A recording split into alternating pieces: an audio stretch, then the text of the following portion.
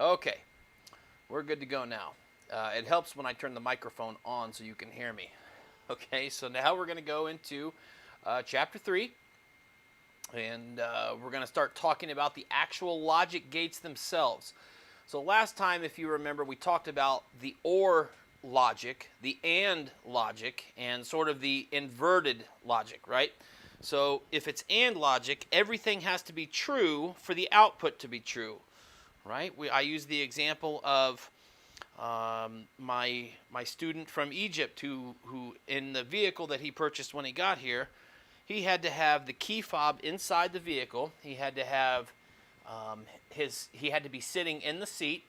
He also had to have his foot on the brake, and then he also had to push the button. All four things had to happen at the same time for the engine to turn over and turn on. Okay, the OR situation would be like the dome light in your car, where the driver's side door could open it, or the passenger side door could open it, or both of them open could make it go on, or it could be that you turn the manual switch on. Any combination of those or all of them will turn that light on. The only way it's off is if all of them are off. Okay, so that's an AND situation versus a OR situation.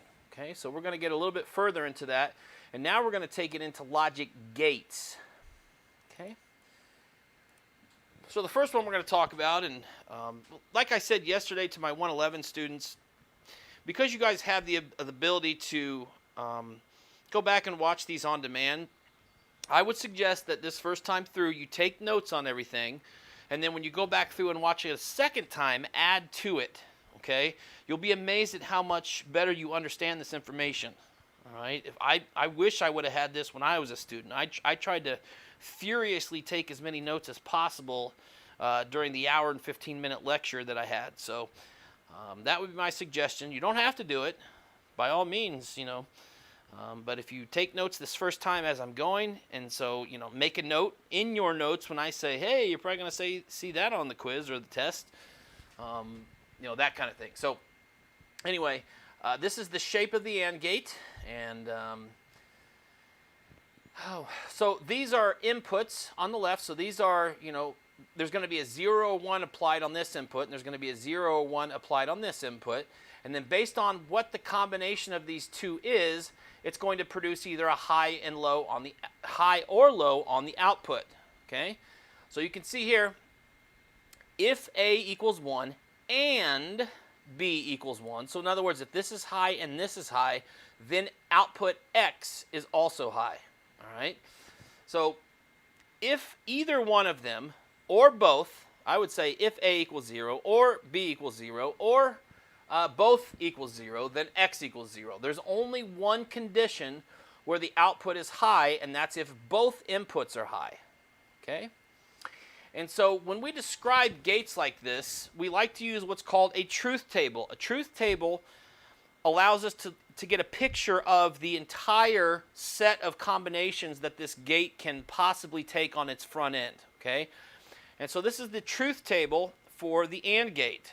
All right? So there's only two inputs, and it's always, you know, how many different combinations are there? It's 2 to the n, where n is the number of inputs there are. So if there's only two inputs, 2 squared is 4, so there's only 4 combinations.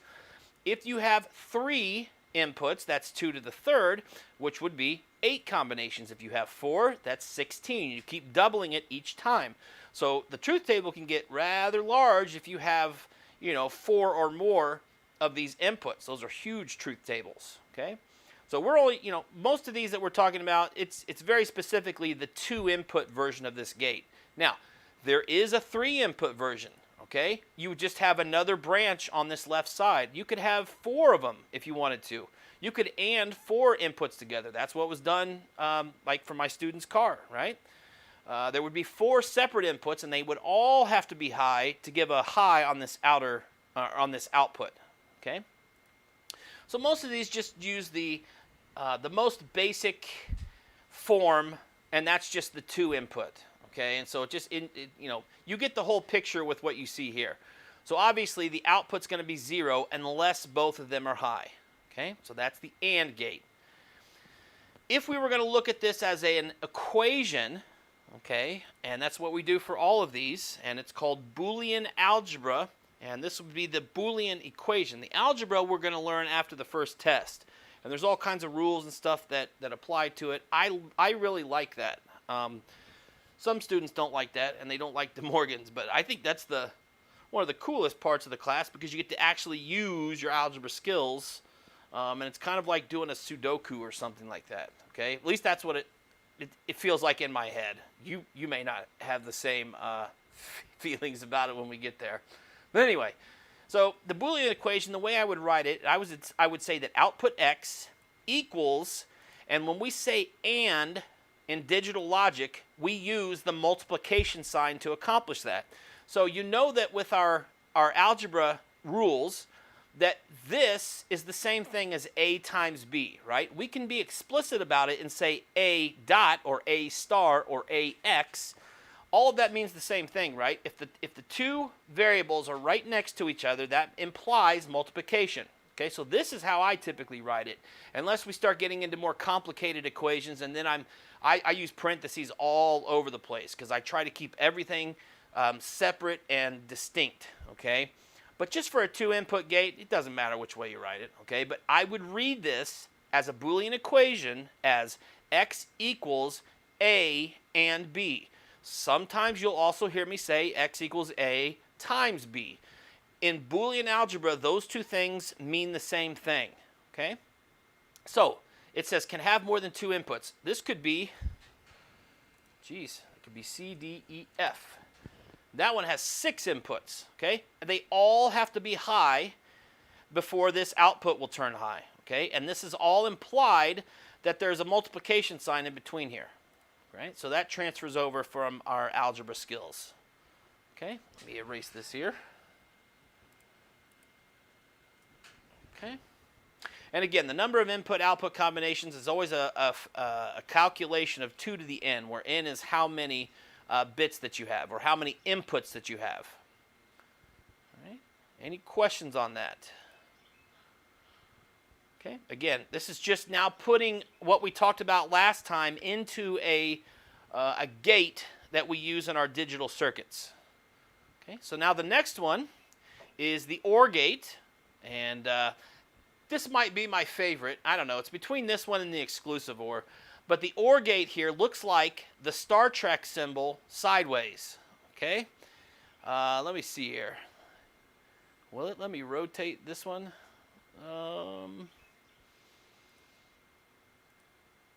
I bet it won't let me do it. I was just going to try to rotate this to the left. I don't think you can do that, though. Maybe you can. I'm not going to spend time looking at it, though. But anyway, let me unpin this. There we go. Okay. So the OR gate, again, it looks like a sideways Star Trek symbol. The way that it differs from the AND gate is obviously this one is rounded, and this is 90-degree corners here, right? Whereas the OR gate comes to a point, and then it also has this, it looks like a right parentheses, okay? But there's a concavity to it, right? There's a curve. Yeah, I always remember it as the sideways Star Trek symbol because I'm a nerd. So anyway, the output X will be high whenever input A or input B is high, or both are high. Any combination will give you a high output. That's another way to say it right here, okay? Now, if we're going to write this, well, I guess we should first look at the truth table for this, okay? And this is as you would expect. Here's the 4 possible combinations: 0, 0, 0, 1, 1, 0, 1, 1, which, by the way, looks like 0, 1, 2, 3 in binary, doesn't it? So that's going to be helpful at some point. So here we have X equals A plus B. So if you're talking about OR, we use plus and OR interchangeably. So here's the Boolean equation. I would read this as X equals A or B. Now, just like with the AND, you will hear me say sometimes X equals A plus B. And in Boolean algebra, they mean the same thing, okay? Same thing. You can have more than 2 inputs. It could be, plus C, plus H, whatever it is. Okay, however many you have. And same thing with the OR gate. If you had more inputs, you would just have more inputs on this left-hand side. Okay, and so if any one of them or any combination or all of them, those will all produce an output high. The only time is when all the inputs are low. Okay. Any questions on that? No questions. Let me type it out. Again, this stuff is super straightforward. Okay, so now, we've kind of talked about this. We talked about looking at a signal on an oscilloscope where the x-axis is time and then the y-axis is amplitude, and so it's measuring voltage essentially. That's how, that's our amplitude. So it says timing diagrams are used to analyze the output response to varying inputs, and this is what we're going to do in Quartus. Okay, we're actually going to set up a simulation where we put a waveform in for one input, we put another waveform in for another input that covers all the possible combinations, and then we'll run the simulation, and it will do each one of those data points and provide an output. So we can simulate our way through these circuits. So a logic analyzer, we're going to talk about that at the very, well, I guess that discussion comes in 122. That's one of the very last lectures I do there.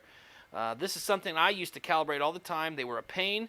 It used to take me, half a day to do, if not a whole day, because there's so much stuff involved. But essentially, it's like having 256 oscilloscope probes in one device. Okay.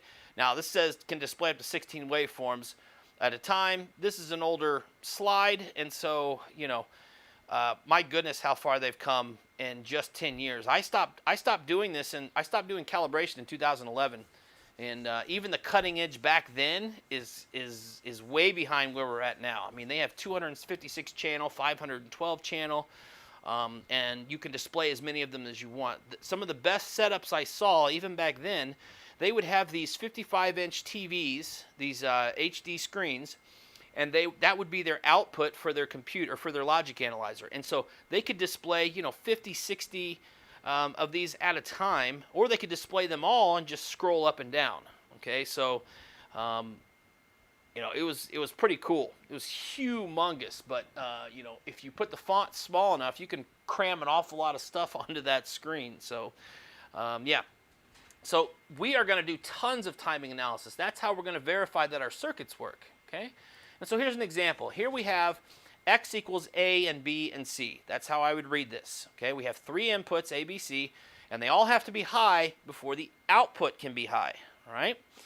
So it says determine the gate output for the input waveforms below. All right?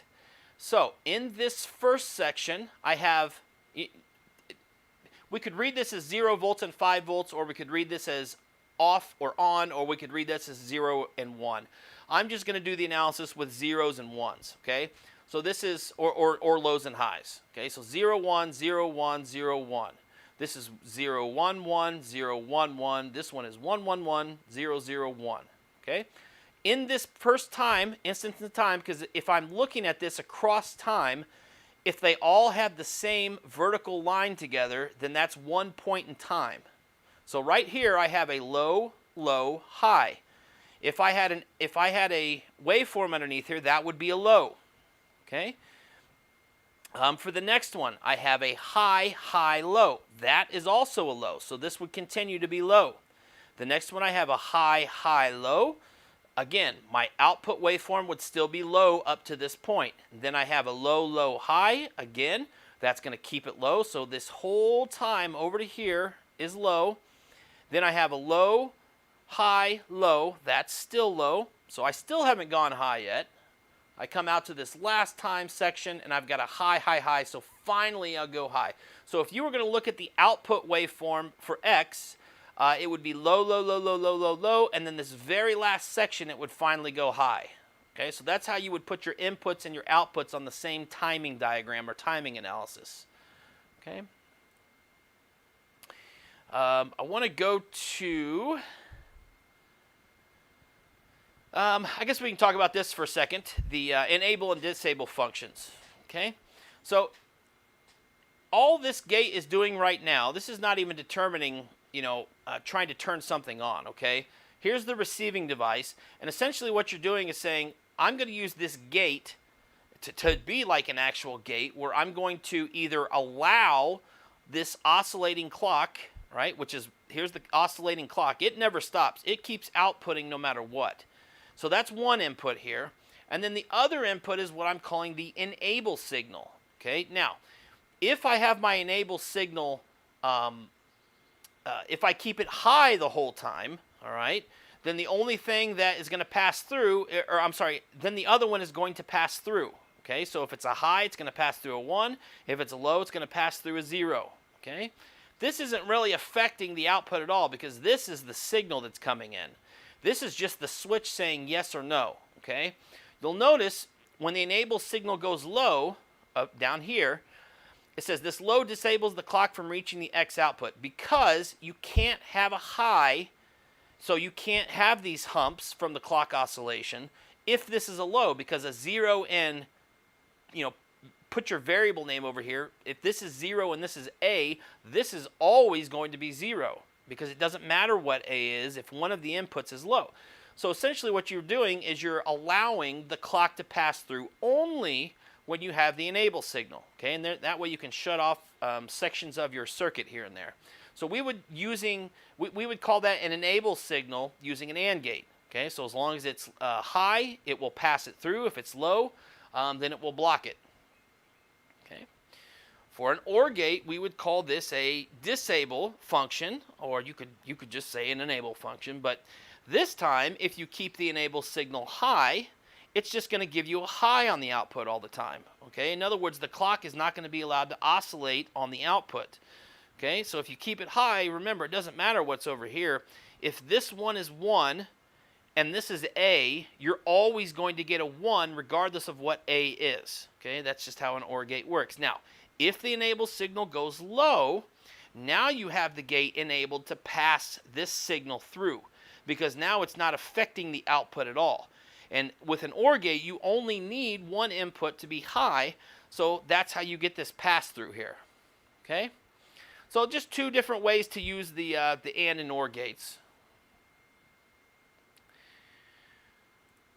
Okay, so I want to talk about a few troubleshooting techniques because let's say that you create this this digital circuit and you've got your IC chip connected, you've got your power and the ground in the right place, and then you have your inputs and outputs all set up. Okay, how would you test through it? Okay, well, one way is to use a logic probe, and you can go ahead and activate your circuit, and then whatever you put on the input and what you expect on the output. So let's say we're testing through an AND gate, and my input A is 1 and my input B is 1. Okay, if I put that logic probe on the output, it should glow strongly. It's got a little light on there. Okay, if it's glowing strongly, I know it's a high output. If there's no illumination of the lamp whatsoever, then I know it's outputting a low, and that's, in my scenario here, that would be a problem. Okay, so something I probably made a mistake. So if it's definitively not on or definitively on and very strong, then you know that's a high or low. There is a third sort of troubleshooting mechanism that it has, and it's kind of the most important reason we use it. If it's on but it's glowing dimly, meaning it's not as strong as a normal high, that's what we call a floating condition. So it's not high enough to be considered a high, and it's not low enough to be considered a low, right? 1.9 volts right in the middle of that range is going to cause a problem because it's not a high or a low, okay? And so if that's the case, that means that the gate has been damaged, and you probably shouldn't use it again, okay? So this allows you to, like I said, there can be 4, or like in case of the inverter, there's 6 inverters on one IC chip. So you don't throw the whole chip out if one of the gates gets damaged, right? You still have 5 other ones that you could use. So that's the other reason why I use the logic probe. Okay, this one's bad. Let's go ahead and move it over to this set of pins. Okay. Again, the floating open circuit, neither high or low, and I guarantee you that'll be on the quiz and the exam. Okay. The logic pulsar is kind of the input. So this will provide a known digital signal to a circuit. And so instead of using like maybe push buttons or things like that, you could actually plug in you know, a square wave at a certain frequency, and that's what it means to have a known digital signal. Okay, so maybe I put one in there at 100 hertz. Okay, and I don't have to worry about telling it what the amplitude is, because the amplitude is always going to be 5 volts or 0 volts. Okay, so a logic pulsar, you kind of can use these in pairs with each other. You can logic pulse the inputs, and then you can logic probe the outputs. Okay, all right. Again, I just pretty much went over what both of these are. Logic probe and pulsar could be used to troubleshoot an AND gate. Describe how a logic probe and pulsar could be used to troubleshoot an OR gate. Okay, and all you have to do is have the truth table out in front of you, and then just go through each data point. What is 0, 0 on the input? Does that give me a low? Okay, good. What's the next one give me? And so you go through the different test points in the truth table, and you figure out if your gate's good or not. Same thing with the OR gate. Put known voltages on the input, and then you measure the output and see if the gate's working, and all possible combinations. Okay. Any questions so far? Let me jump back over to the chat. Okay, nothing so far. I'm gonna keep right on moving. Okay, so that essentially, you know, we've just covered now the AND gate, the OR gate, how to troubleshoot if you've got a circuit set up. You know, we can use logic probes and logic pulsars. But let's talk about the final gate, or I'm sorry, the next gate in our case, and that's the easiest gate. That is the inverter. And in Cordis, we call this the NOT gate. And sometimes I call it the NOT gate too. But that's what it is. It's an inverter. Okay? Pretty simple. If A is 1, X is 0. If A is 0, X is 1. That's it. It's the shortest truth table ever. Okay? There's only one input, so 2 to the first is 2. So there's only 2 combinations here. Oh, excuse me. I had to take a sip. All right. Now, this is a little bit different. Okay? And it's not always written with the bar like that. Sometimes you'll see it written as X. Whoops. X equals A prime is what we would call it. Okay?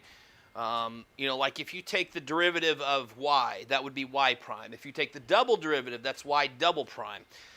And that, I mean, it doesn't mean derivative here, but, you know, that's why I use that terminology of prime, because I'm carrying it over from a calculus concept. So typically that's what we say is A prime. Or you could say A bar or A naught, okay? X equals A naught, that's valid. X equals A bar, that's valid. X equals A prime, that's also valid. Okay, they all mean the same thing. You're inverting whatever that input is. Okay, and that's called an inversion bar. And so we use inversion a couple different ways. Okay, and you may want to jot this down too. Inversion bar is one way we do it. The other way we do it is with a bubble. And when we get into chapter 10 and 12, when we talk about those inputs on the flip-flops, we're going to deal exactly with that, because we're going to put inversion bubbles out there too. Okay. So those are the 2 major ones that I'll tell you about, is inversion bars and the bubbles on the actual gates themselves. Okay? Any questions? So, you know, again, this is the symbol for it, and you know, here we're showing the inversion right here. Okay? And that's going to become important when we start talking about the NAND and the NOR gates, and that's what's coming right after this. Okay? So just remember, anytime you see an inversion bubble on a symbol, that means that there's an inversion happening there. Okay? So let's look at one where that's the case. If we were to take an AND gate and negate its, or invert its output, we get what's called a NAND gate. Okay? And it says the same as the AND gate, except that its output is inverted. Right? And that's all this is right here. Okay? Matter of fact, well, I don't have the camera set up. But anyway, yeah, so this inversion bubble, just the same thing could happen if you had an AND gate and then that went into an inverter over here. Okay? That would accomplish the same thing. That's what we're saying. We're saying it's an AND gate function, and then whatever you get as the output of that AND gate, invert it. All right, so don't try to think any more into it than that. This is still an AND function. It's just that its output is inverted, okay? And so the way that we write that and the way that we distinguish between just a single inversion with one, right? This just means that this input is inverted. I could have this right here. I could have AB or A naught times B, okay? That inversion only happens on this one input. When you see it across two and it's a solid bar, that means that you kind of look at that as like parentheses, okay? So imagine you have parentheses around this AB. That gets done first, and then you invert the output from there, okay? And if you have more than this, you could have A, B, C, D underneath. That bar would go all the way from A all the way over to D to indicate that it's not individual inputs that are being inverted, but the entire output of all of those, okay? So this is the truth table for it. Again, if we had these side by side, if we had a column for the AND, it would go 0, 0, 0, 1, okay? Again, all we're doing is taking that AND function and inverting it. Okay, so obviously the difference here is whenever it's, it's always high until both inputs are high. Okay? So, any questions so far? No questions so far. Okay. Well, we will just keep right on moving. So that is the NAND gate, right? The next one we're going to talk about is what happens if we were to invert the output of an OR gate. We get a NOR gate. Okay? And I like that they did it here. I wish there's a drawing on the last one, because that's what I was trying to illustrate. This is no different than just taking the OR function and then inverting it. Okay? That's the exact same thing that's happening in this circuit. Okay? You're taking the AND function and inverting it. Okay, this one is explicit about it, where we take the OR and then we invert it. Okay, so just like with the Boolean equation for AND, where we take the whole thing as if it were in parentheses and bar the whole thing, right? I would read this as x equals, sometimes I'll read it like this, x equals A plus B, the whole thing knotted. Now, you won't find that terminology in the Kleitz book, but sometimes I just say things that actually describe what it's doing instead of trying to be cryptic, right? So that's what it's doing. X equals A plus B, the whole thing knotted. Okay? Any questions? I guess we could go ahead and take a look at the truth table for this. And there we go. So if we had these side by side, the OR function would be 0, 1, 1, 1, because it only takes one of these. So in this case, it's exactly the opposite. The only time it's high is when all of the inputs are low. Okay? So Steve asks, could you also just put an apostrophe at the end of the NAND gate? No. The apostrophe is solely for the Boolean equation. Okay? As far as the gates go, the actual logic gates, no, you wouldn't be able to do that. Now, there is the IEEE way. So let's see this. So IEEE inversion. Let's see. Let's go to images here. Inversion. I think they use an inversion triangle.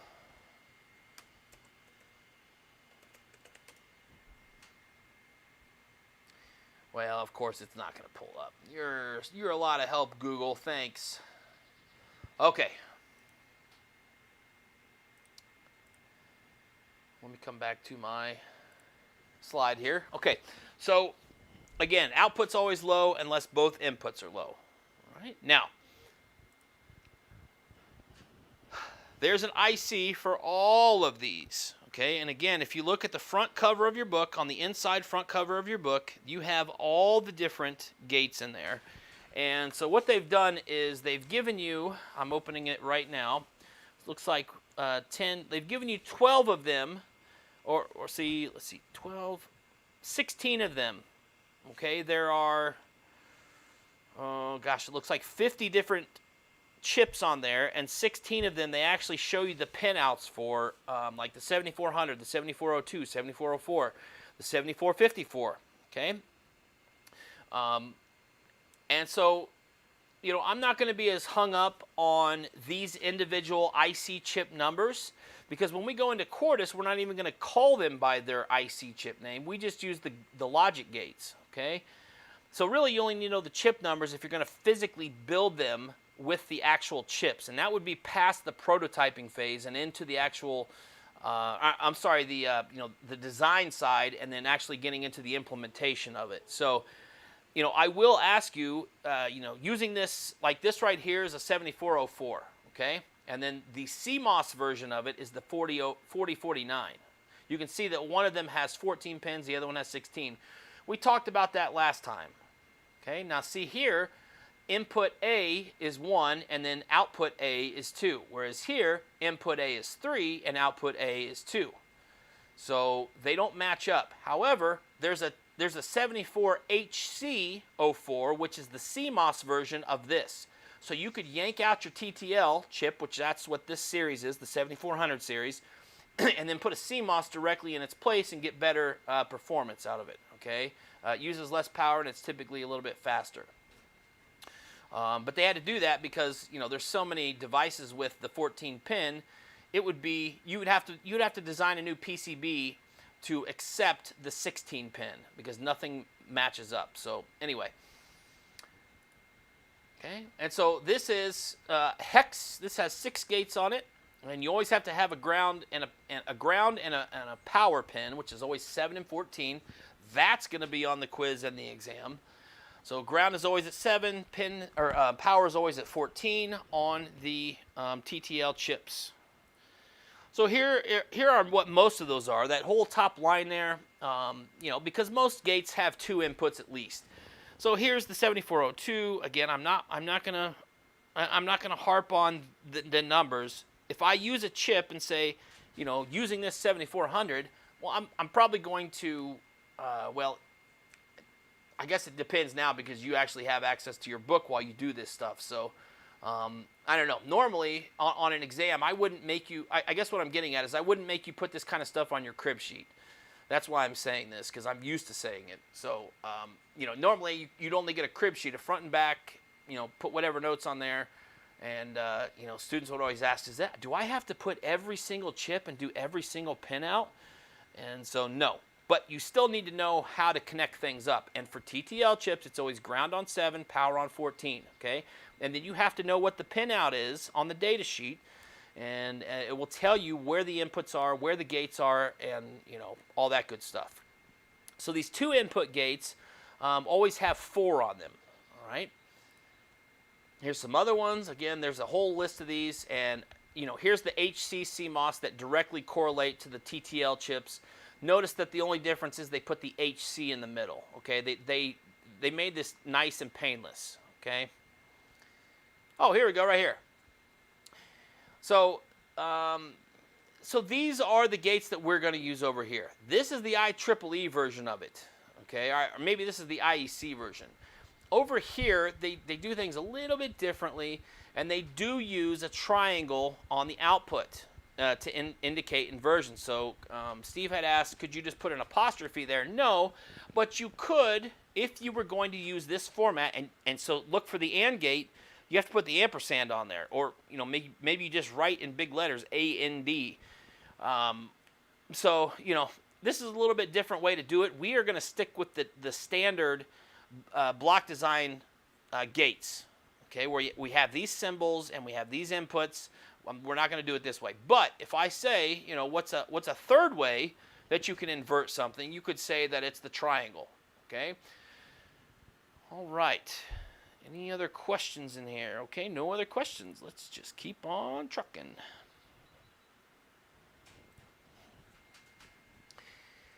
Let's see here. Again, this is good work here where you could just if this was the output, the only time this thing would be the output would be high is right here. Here's a high, and then also right here. Only those 2 points in time will the output go high. So it'll be low, low, low, low, low. It'll be high for this short pulse and then go back low. And then come up here. It'll have the high for this short pulse and then it'll go back low. Okay? All